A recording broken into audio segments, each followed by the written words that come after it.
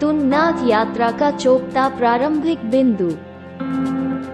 निकटतम हवाई अड्डा जौलीग्रांट, देहरादून 258 किलोमीटर 160 मील है। निकटतम रेलवे स्टेशन ऋषिकेश में है, 241 किलोमीटर 150 मील। तुंगनाथ यात्रा चोपता से केवल 5 किलोमीटर 3.1 मील, जिसे लगभग 4-5 घंटे में कवर किया जा सकता है।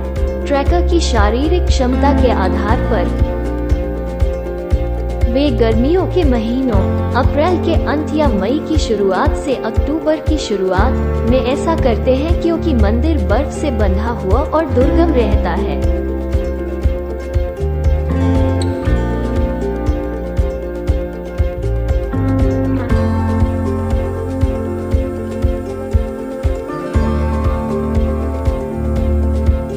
ट्रैक पथ पत्थर से पक्का है, जिसमें अंतराल पर रास्ते में बेंच उपलब्ध कराई गई हैं।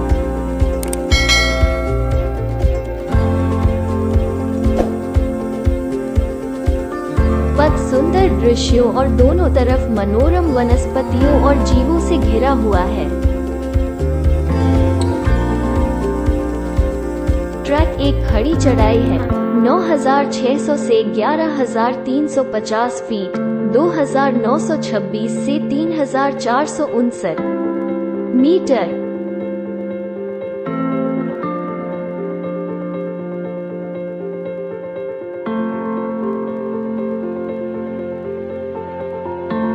आमतौर पर तुंगनाथ की तीर्थ यात्रा पंच केदार ट्रैकिंग के हिस्से के रूप में की जाती है। केदारनाथ, तुंगनाथ, रुद्रनाथ, मध्य महेश्वर और कल्पेश्वर, कुछ तीर्थयात्री जो इस तीर्थयात्रा की तीर्थ यात्रा करते हैं।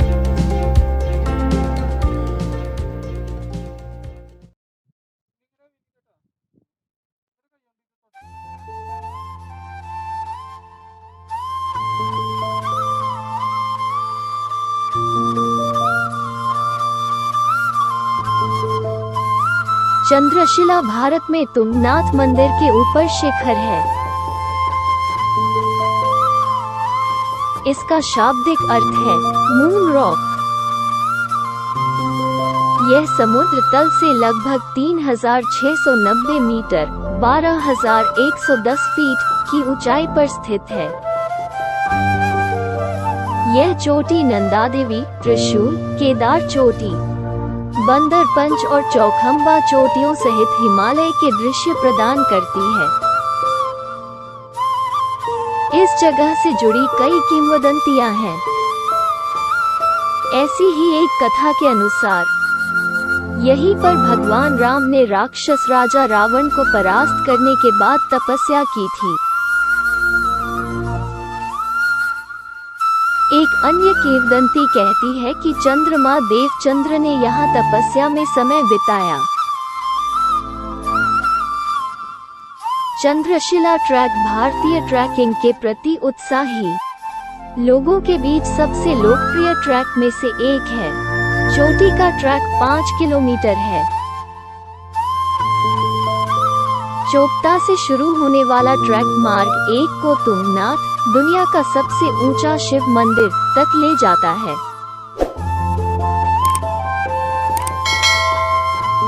यहाँ से यह 1 किलोमीटर लंबा और एक खड़ी ट्रैक है।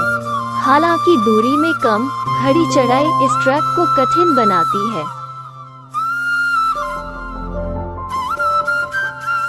यह ट्रैक पूरे साल किया जाता है।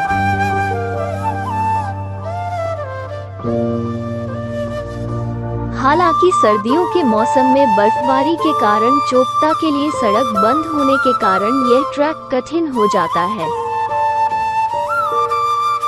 इस अवधि के दौरान ट्रैकर्स एक अलग मार्ग का उपयोग करते हैं, देवरिया ताल, दुगलबिट्टा, क्योंकि ये कुछ कठिन और अनदेखे ट्रैक हैं।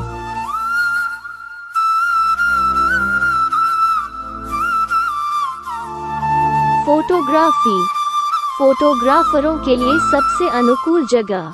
यह आपको चंद्रशिला, बर्फ से ढके पहाड़ों, मंत्रमुग्ध करने वाली घाटी, जंगली फूलों आदि से 360 पैनोरमा दृश्य प्रस्तुत करता है।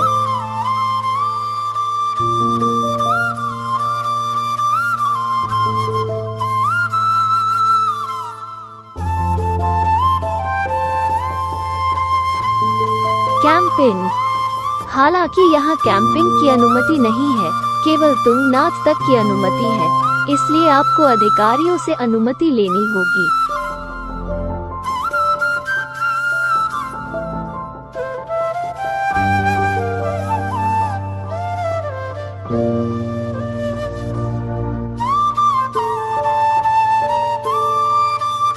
पंच केदार मंदिरों के निर्माण के बाद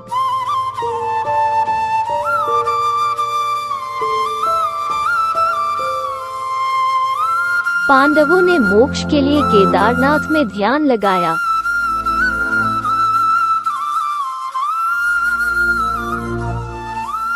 यज्ञ, अग्नि यज्ञ किया और फिर इसके माध्यम से स्वर्गीय पथ, जिसे महापंथ, जिसे स्वर्गारोहिणी भी कहा जाता है।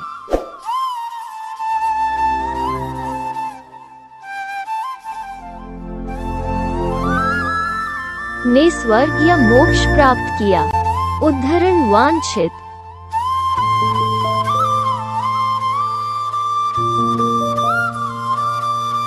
पंच केदार मंदिरों का निर्माण उत्तर भारतीय हिमालयी मंदिर कत्यूरी वास्तुकला में किया गया है, जिसमें केदारनाथ, तुंगनाथ और मध्य महेश्वरम मंदिर समान दिखते हैं।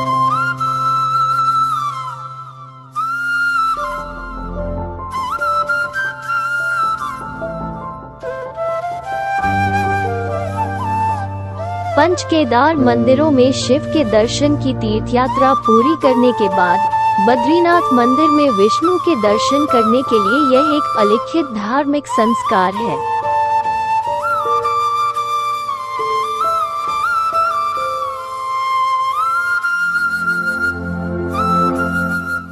मिल्की वे का अनुभव।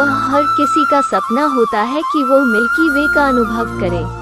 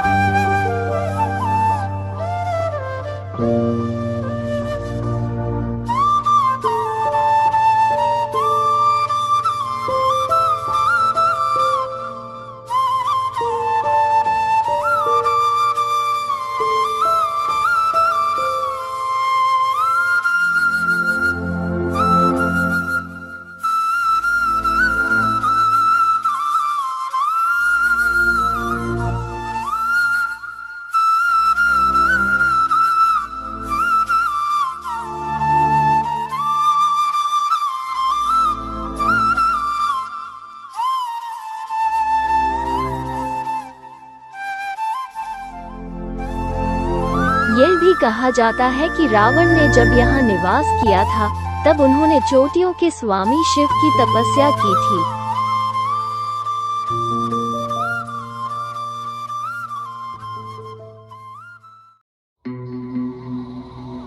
तुंगनाथ भगवान शिव का सबसे ऊंचा मंदिर। चंद्रनाथ पर्वत पर शांतिपूर्वक सुशोभित तुंगनाथ दुनिया का सबसे ऊंचा शिव मंदिर और उत्तराखंड का सबसे ऊंचा पंच केदार मंदिर। पंच केदारों के क्रम में यह तृतीय केदार है। तुंगनाथ समुद्र तल से 3680 मीटर की ऊंचाई पर स्थित है और इसे 1000 वर्ष से अधिक पुराना माना जाता है। हिंदू पौराणिक कथाओं के अनुसार शिव और उनकी पत्नी पार्वती दोनों हिमालय में निवास करते हैं।